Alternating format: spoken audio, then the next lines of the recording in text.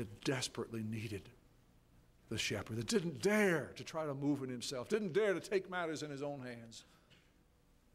You know, there was such a sense of righteousness in David that even when the thing was really over, so far as Saul was concerned, Saul was dead.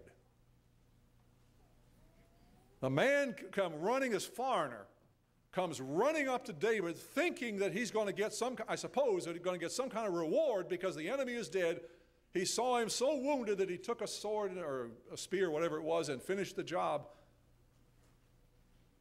And David was so aghast that any human being would dare to raise his hand against God's anointed. He had the man killed. I mean, right up to that point, that sense of righteousness was there in his heart. God help us to have our eyes so fixed on his kingdom and his righteousness that nothing moves us, nothing shakes us, nothing causes us to compromise with the enemy. But I see in my own heart, in my own life, I see the enemy just trying to oppress, and I feel it getting stronger. Do anybody here feel that? Yeah. It's not getting better, it's getting stronger. Well, what does that tell us? Frankly, it tells me the devil is not happy. In fact, it tells me the devil is afraid. This devil that we're fighting against understands that Jesus is Lord. He understands that he was defeated at the cross, and he's scared to death that we'll find that out.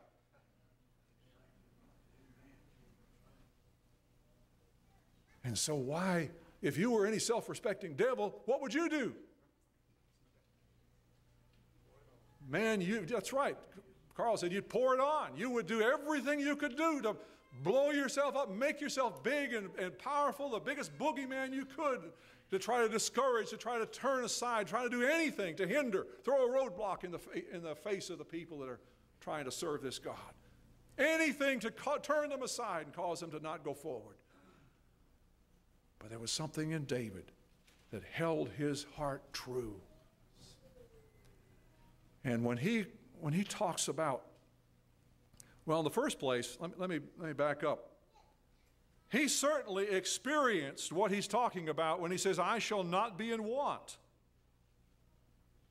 I mean, he was in some dire situations in his time, but yet he always saw God faithful. He always had something to eat, always had protection. There was always, God was with him. He sensed that. He saw the extremity of the circumstances, but he always experienced the presence and the supply of God. Even though God took him through dark places, God was with him in those. But notice this. This is a pretty pastoral scene he's describing here in the beginning of this. I shall not be in want. He makes me to lie down in green pastures. He leads me beside quiet waters. He restores my soul. Man, that sounds, you could just sit there and go to sleep and enjoy the beauty and feel the breeze and the sunny. But we have a problem with things like that. And our problem is this: when circumstances are like this, we're prone to kind of forget the relationship that God is seeking to teach us. Why is it that we need darkness and trouble and difficulty before we wake up and say, oh, wait a minute, I need God? Do you understand the relationship he's describing here? David never lost the sense of who he was and who God was. At every turn of the road, whether the sun was shining or whether he was running for his life, the Lord is my shepherd. I am his sheep. I don't know what to do. I need him this moment.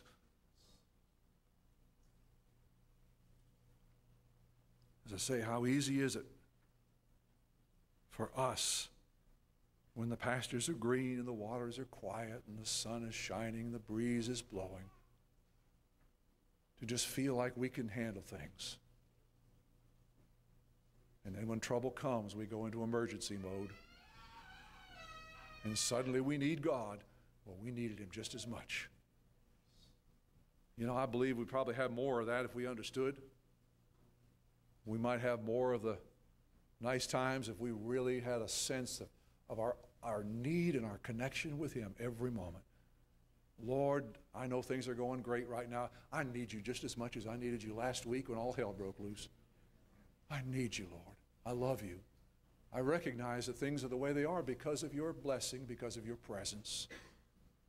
You're giving me a time of rest. You're restoring my soul right now. And probably you're strengthening me and encouraging me because I'm going to face something here. This is a battle we're in. We're not going to escape this battle as long as we're down here. The wonderful thing is it's a won battle. The victory's been won, but the wonderful thing is He's with us in the battle so that we can experience and live out what was accomplished at Calvary. Well, as I said, the devil is scared to death that the potential of Christ in us is going to actually be realized. I can't remember when I said this or whether I just thought it, but I think I said something to this effect the other night in the prayer meeting, but this is something every generation has to learn. We can't just come in and say, we have a wonderful heritage. You look back there in the saints of God, Brother John and John B., or Brother Thomas, John B., Sister Dyer, all these great saints of God that prayed, and they just prayed, and they travailed, and this work was born, and God came in great power and empowered and filled this work, and we're just riding the coattails into the sunset. No. This is what happens so often, almost inevitably. I don't believe it is inevitable, almost in religion. Even where God raises up a place and a people where He manifests His life and power, if that reality itself is not entered into by the following generation, it will die spiritually and become irrelevant into the kingdom of God. I don't believe that's what God has brought us to. I don't believe it's what He's called us to. I believe He's called us to stand strong in the storm, whatever that storm may be. Now, our storms are so pitiful compared to the storms of folks like we saw.